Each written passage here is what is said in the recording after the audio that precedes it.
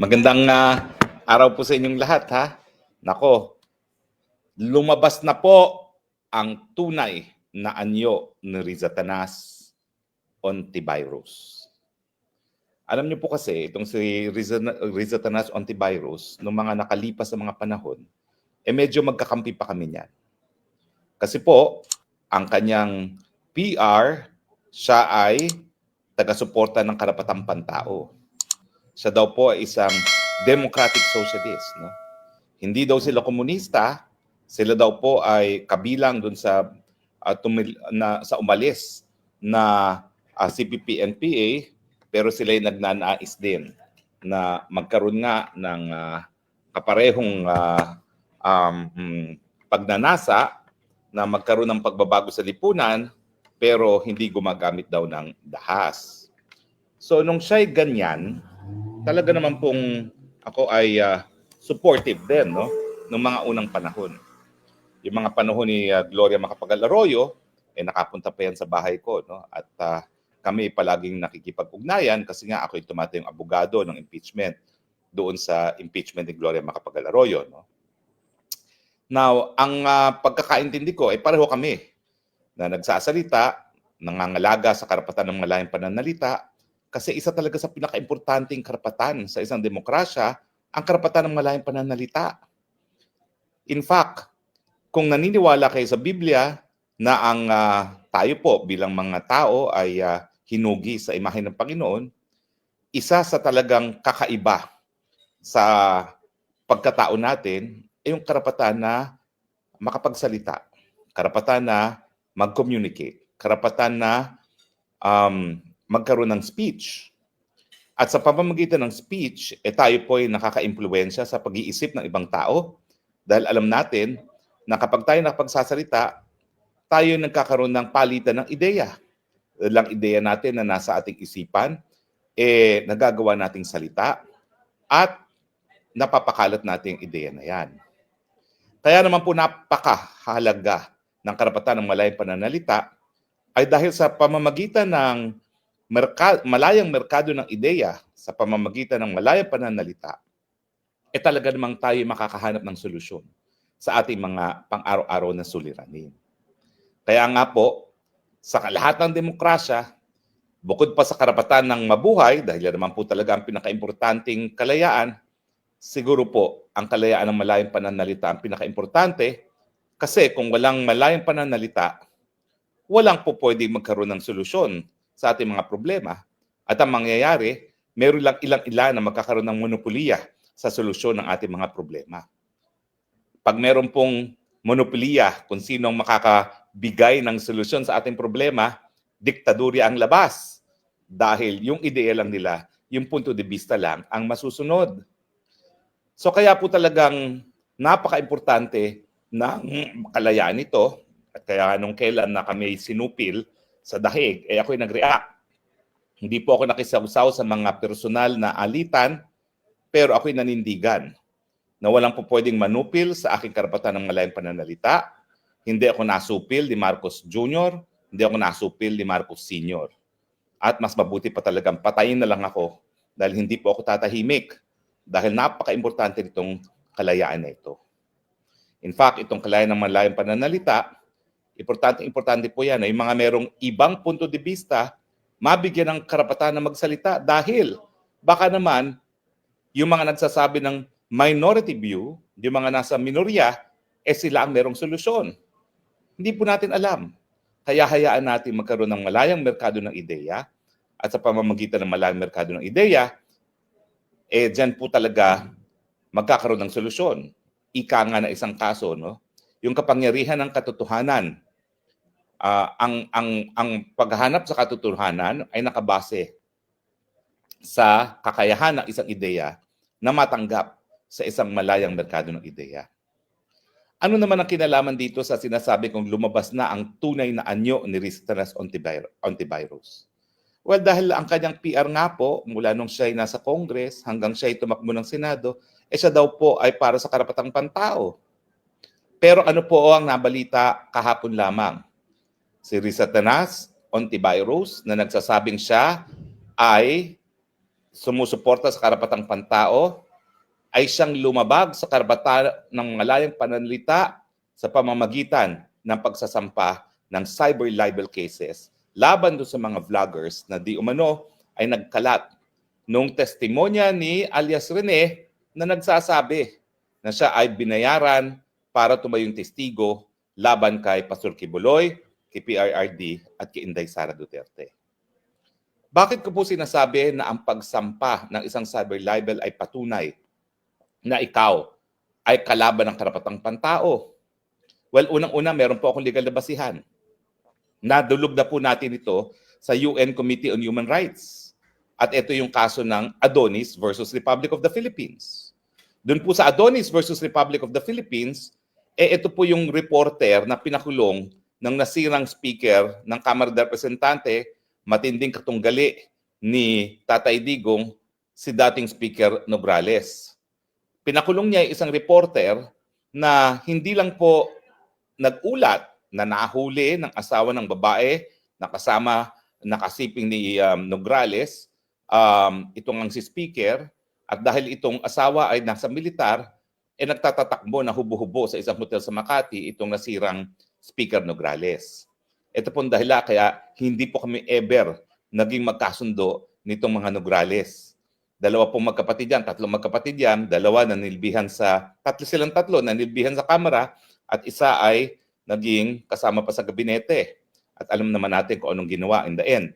Matapos na ma-appoint ng 2 beses ni Tatay Digong sa Commission on Civil Service at bilang miyembro ng gabinete, linabanan ng Tatay Digong at sinasabi na hindi daw ako para mamuno sa Davao ang Tatay Digong. Alam niyo na kung sinong Nograles yan. Pero siyempre, kung ano ang puno, siya rin bunga. Kung bulok ang puno, bulok din ang mga prutas. At puro bulok naman yung anak niya talaga. In any case, nung isinawalat at isinadula pa ni Adonis yung pagtatakbo na hubad-hubad ni Nograles, siyempre, ang Nograles, Speaker of the House, ginawa ng paraan. Sa Davao niya sinampa ang kasong libelo at miski hindi po nakapag-participate itong si Adonis, ay siya'y nahatulan na guilty. Nung nalaman ko siya nakakulong na sa Davao Penal Colony, sabi ko baka naman pwede nating tulungan yan dahil bilang isang profesor ng international law at international lawyer, ang sabi ko, may remedyo dyan. Dali natin ang kaso sa UN Committee on Human Rights. Ano ba itong UN Committee on Human Rights? Ito po ay isang treaty monitoring body. Ang trabaho nila ay binabantayan ng mga bansa kung sila ba ay tumutupad sa kanilang obligasyon sa mga kasunduan tungkol sa karapatang pantao, kasama na dyan yung International Covenant on Civil and Political Rights, kung saan nagsasabi na wala dapat batas na ipapasa ang kahit anong bansa na sumusupil sa karapatan ng malayang pananalita at malayang pamamahayag. Now, ang sabi ko, at ito yung kauna-unang pagkakataon na nagkaroon ako ng chance para ma-meet si Tatay Digong at makipagtrabaho sa kanya. Sabi niya, totoo ba na may ganyan? Sabi ko, opo.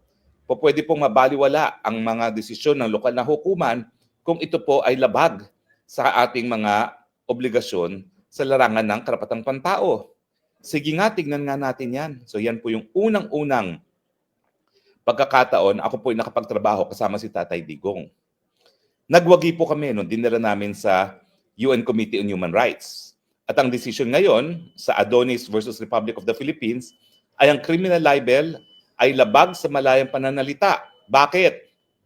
Well, unang-una, ang sabi ng Committee on Human Rights na binubuo po ng pinaka-respetadong mga eksperto sa larangan ng karapatang pantao sa buong daigdig, ay dahil hindi raw ito proporsyonal doon sa nais na makamit ng batas at ito yung protektahan ng privacy ng mga pribadong mga individual. Ibig sabihin, meron pong ibang pamamaraan kung ang ninanais ng batas ay maprotektahan yung karapatan ng mga individual na huwag paghimasukan ang kanilang mga pribadong buhay. At ano yung alternatibo na yon? Yung pagbibigay po ng civil damages. Hindi po pwede kasi na habang sinasabi natin na ang karapatan ng malayang pananalita ay napaka-importante sa isang demokrasya, dahil sa pananalita, may makukulong. Hindi po angkop yung pagkakakulong dun sa layunin ng libel law na protektahan yung privacy ng mga pribadong individual. At ang alternatibo dito ay yung pagbabayad ng danyos perwisyos pero walang kulong. At ang pangalawa, ang sabi ng yun nga po ng UN Human Rights Committee, hindi lang siya paglalabag sa karapatan ng malayang pananalita, merong alternatibo at ang alternatibo nga ay ang pagbabayad ng danyos perwisyo. Kaya po ako, sa dami ng mga fake news, sa dami ng mga pula sa akin, ni minsan hindi po ako nagsampa ng kahit anong libel case. Dahil hanggang ngayon po, bagamat nag-utos ang Human Rights Committee na dapat i-decriminalize ng Kongreso ng Pilipinas ang criminal libel, hindi pa po nagagawa yan. Pero hindi ko naman po pwede na sa dami ng mga maling sinasabi sa akin na masasakit na paninira sa akin, kahit ganong nasasaktan na aking damdamin, hindi naman po pwede na sinasabi ko na ako'y tagapagtaguyod ng karapatang pantao, lalong-lalo na ang karapatan ng malayang pananalita, tapos magsasampa ako ng libel. That's a contradiction in terms. Ibig sabihin yan, hindi ka talaga tagapagtaguyod ng karapatang pantao, bagamat ikaw sa iyong PR, sa iyong pananalita, ay nagdedeklara na ikaw ay isang taga-suporta ng karapatang pantao, pero sa iyong aksyon, pinapakita mo naman na sa totoo lang, ninanais mo rin supilin yung mga bagay-bagay na nababasa mo, narinig mo, na hindi mo gusto. Sa totoo lang po ako alam nyo yan. Siguro ako na ang pinakamaraming pula na natanggap sa lahat po ng mga opisyalis ni dating Presidente Duterte. At marami talaga pagkakataon na dapat nag-file ako ng libel. Kasi maraming mga nagsasabi na ako daw ay kriminal. Yan, si Risa Tanas Ontiveros. Ang dapat ko talaga unang-unang idemanda si Risa Tanas Ontiveros. Dahil sinasabi niya, kriminal daw ako. Dahil sa Pogo. Wala namang napakitang ebidensya na kriminal na bagay na ginawa ko. Noong mga panahon na legal ang Pogo dahil hindi nga po ako na-involve sa kahit anong Pogo. Abogado lang po ako ng isang kumpanya na nagpaupa sa isang Pogo. So talagang ako, kung ako ay hindi seryoso sa aking pagtataguyod ng karapatang pantao, ang una ko ng dinimanda for libel, Risa Tanas Ontiveros, dahil siya ang unang-unang nagbibintang sa akin ng isang krimen.